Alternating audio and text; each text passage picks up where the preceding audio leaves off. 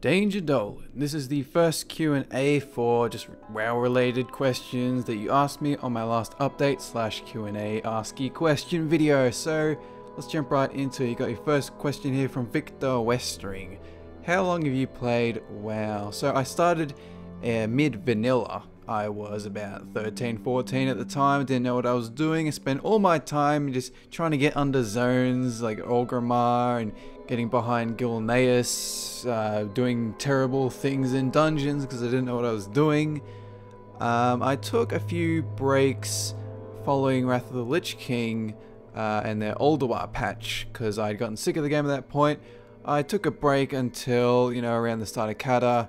Played Kata for a while, took another break. That's generally how I go now. I play for a bit after an expansion launch, and I take a bit of a break until the next expansion. I might come back every now and then for patches, but that's generally it. Question 2 from WeMardangus18034. Like you guys and raid bosses, do you think WoW is a waste of time? So I'm going to answer this question more in depth in my next discussion video, which is hopefully pretty soon, but I don't know. Anyway, here's some just personal thoughts off the top of my head. I absolutely do not think WoW is a waste of time. I think it's an amazing social experience for people who usually aren't into that kind of thing. Because some people just don't like going out and doing stuff, but they still like talking to people. This is a great way to do that. You can hang out with people, talk about things that are in game. It's just it's an amazing way to just make friends, really. That's really what it is. And even if you have friends that, in real life and are playing, it's a great way to strengthen that friendship, to, have something to bond over, really. That's all it comes down to. So raids are an exciting thing to do every couple of times a week. If you don't like going out to clubs and stuff on the weekend, what you can do is schedule in a raid on that night. Just stay in, raid for a few hours. It's pretty exciting stuff. It's amazing. I believe it's just this amazing experience that you don't have to prepare over, you don't even have to take a damn shower to do. You can just sit there and just talk to people on Ventrilo and just down a boss. It's just a really cool thing. You can have a few drinks. It's amazing, especially if you get people over with like LAN parties and that kind of shit. You raid bosses, it's incredible. And when you do stuff like leveling or professions or dungeons or LFR, these are things that you don't really have to use your brain for, which says a lot about that content.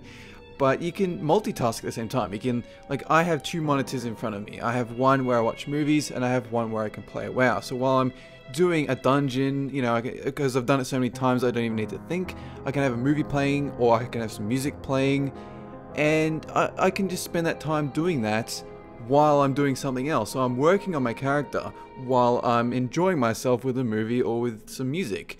Some people even stream what they're doing because they can make money while they're doing something really simple. They can talk to people in the comment section. It's just a cool thing. So my one piece of advice for people who might not be enjoying the game but they still feel obligated to play it: if you're not enjoying what you're doing in the game, do not do it. It's not a job. Nobody is expecting you to do these things. If you sit down and you say to yourself, I'm going to be the best raider of all time, I'm going to clear all the heroic content, and that's all there is to it, alright? If you have that mindset, then you have a goal and you'll do anything to get to that goal. But if you're just a casual player, like 90% of the WoW's player base, you don't have to do anything you don't feel like. If you don't feel like doing dailies to get the gear to be able to raid with your raid team who are saying, you must do this to raid, you're going to be the best, then don't do it, alright?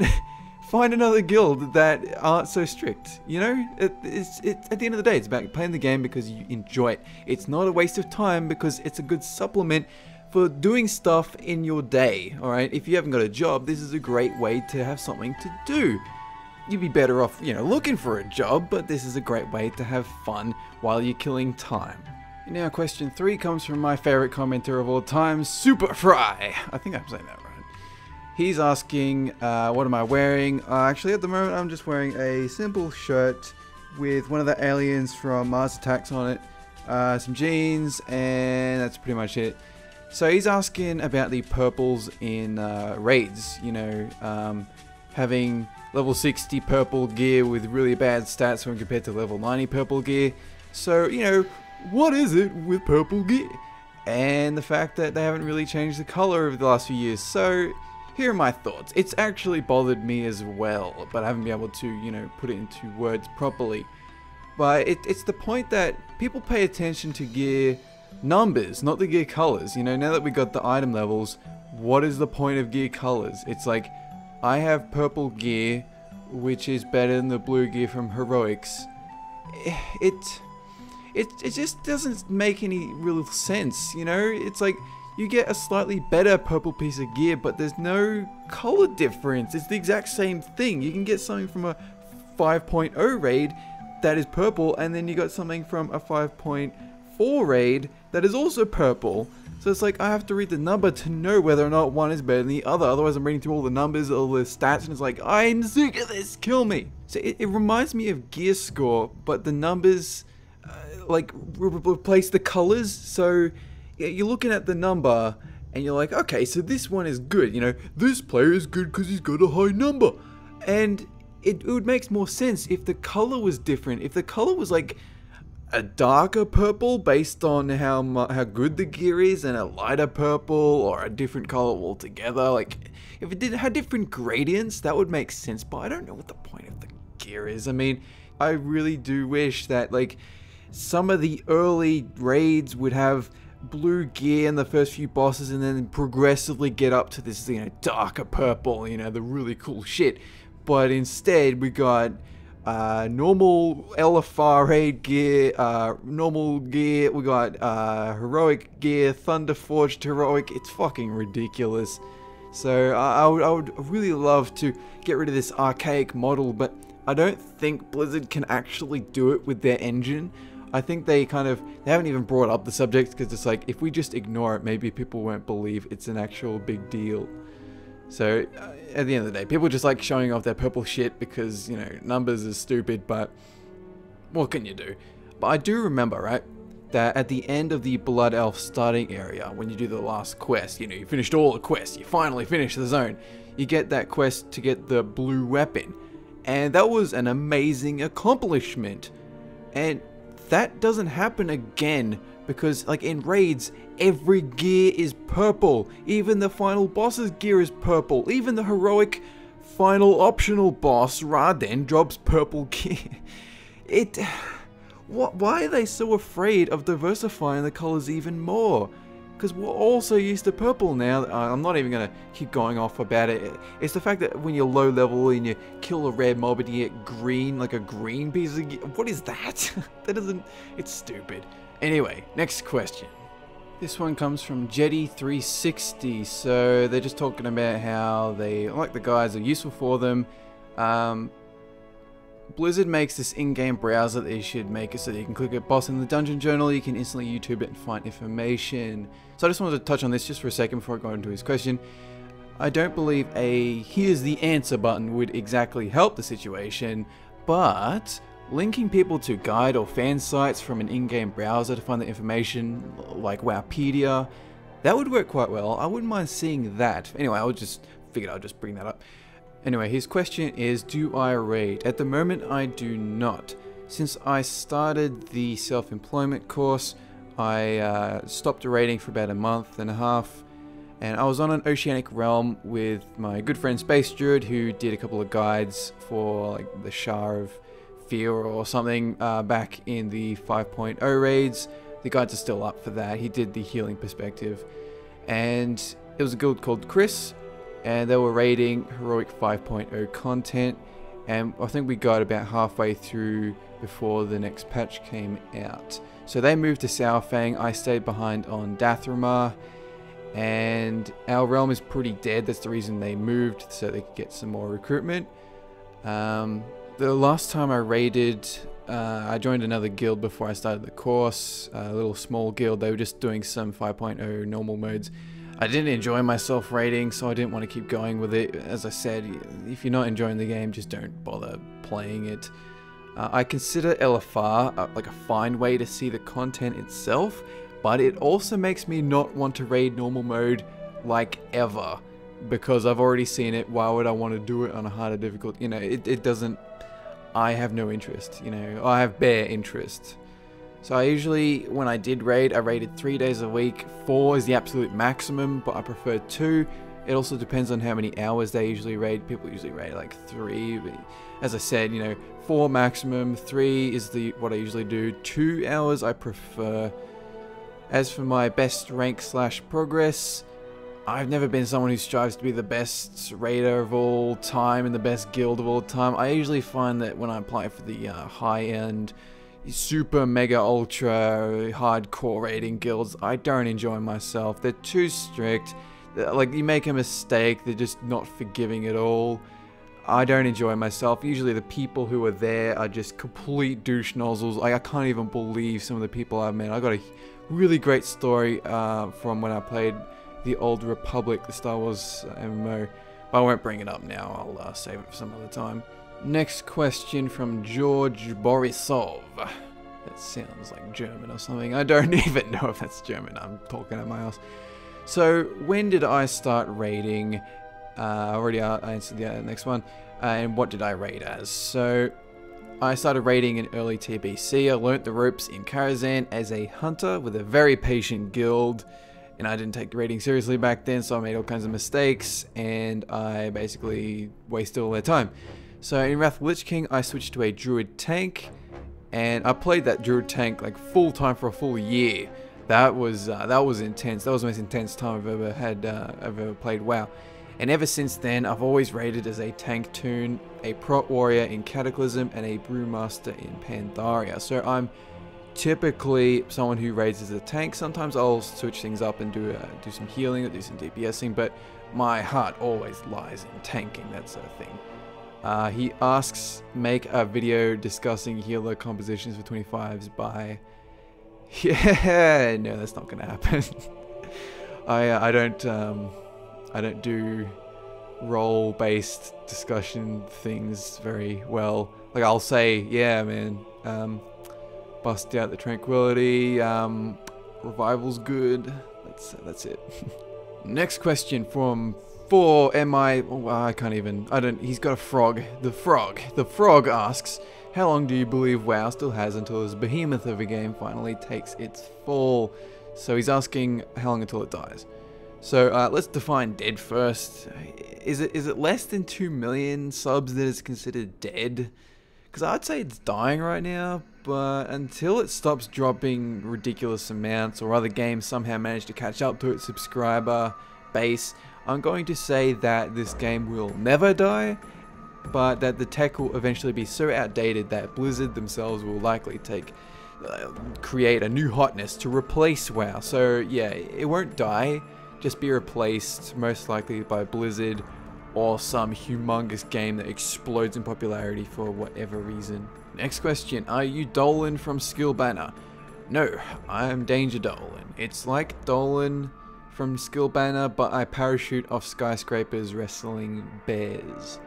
Roleplayer 40k asks, you know what would be cool to do as a series? To make a 10-minute video about every zone in Azeroth and its lore and its backstories. I know that Jesse Cox used to make those videos back in the Cataclysm beta, and Nobble87 does these really killer lore videos. You guys should check out his channel. He does, every time like a new patch comes out, he usually does catch-up videos, and he does the lore of different things. Like, I think he did one about the old gods pretty recently, which was pretty top, so check that out. If you want to see his videos, like, I'd probably recommend him over me. I'm way more interested in the game community itself than the game's plot. Next question.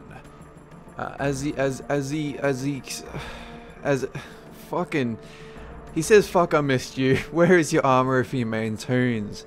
So I don't really have main toons. I guess I'm planning to raid on my prot warrior sometime. He's called Jack Hammered. I will have a link to it below. I've got another monk toon that I was raiding on until recently. But if I'm going to be doing it again, it will be on Jack. So, I don't know, check that out if you want to stalk me. I barely play right now, so I might get back into it. I don't know, I can't really give a call on that. So Steve CL365, he says that a discussion video on WoW's demographic might be interesting. Past, present, future, do WoW devs lead or follow the changing demographic? So this is from a relatively new player with advanced years. So, the thing about discussion videos, first off, it needs a catchy, easy to find title. And I also need a lot to talk about. I could find another related topic and add the demographic thing in, but off the top of my head, I can't tell you what that might be. So, you do ask, do WoW devs lead or follow the changing demographic? I believe that it follow the demographic. I believe they follow kind of mindsets. They cater to different audiences, so they make easy content because that's what people want, even though it might not be the best kind of choice. They do what will get them the most subscribers. That's the best way I can tell you. And so yeah, it's not really the demographic that's changed, it's just the way that the type of people who play. They want easier content. They want more accessible content. That's the most diplomatic way I can phrase that. And the final question from Sabatoa79, the 1.3 million subscriber loss. Your thoughts?